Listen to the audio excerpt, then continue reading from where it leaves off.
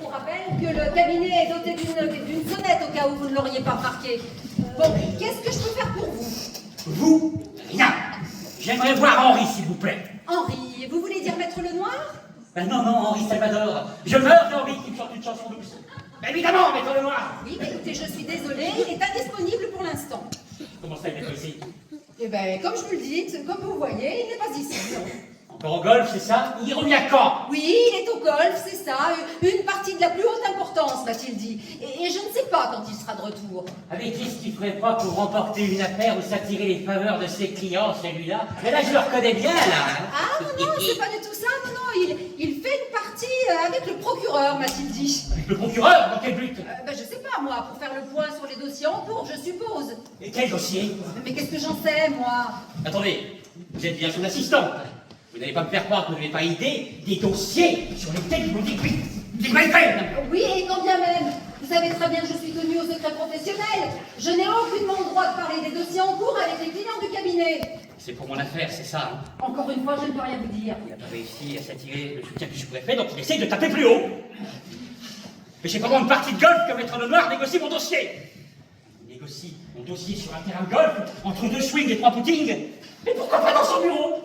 Ou celui du procureur? Ou dans n'importe quel autre bureau? Mais il y en a plein des bureaux. Mais pas au golf. Non mais pourquoi pas au bar en prenant l'apéro? Le golf.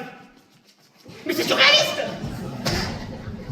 Ah, François! Bah oui, Vous connaissez Henri? Oh là. Il a toujours défendu ses clients au mieux qu'il peut.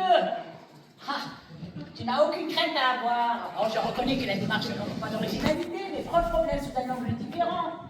Il a peut-être juste essayé de détendre le procureur pour le mettre dans de bonnes dispositions. Ah mais oui. Ah mais tu as raison. Mais c'est la méthode Lenoir.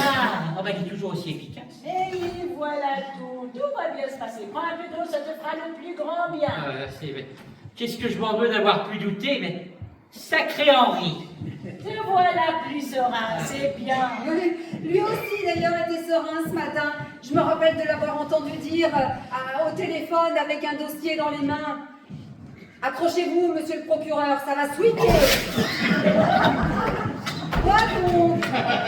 Une petite inquiétude, monsieur Massac? Ah bon, bon, rien. Vous ne m'avez toujours pas dit quel était l'objet de votre visite. J'ai reçu le deuxième. Une deuxième lettre du fisc? Non, une deuxième lettre anonyme. C'est la journée des lettres anonymes. 2 en même pas 24 heures. François Massac, si tu veux éviter la prison, il va falloir payer. Ah bah oui. Mais qu'est-ce que ça veut dire tout ça? Eh ben ça veut dire que si vous ne voulez pas aller en prison, il va falloir payer, hein, c'est écrit dessus.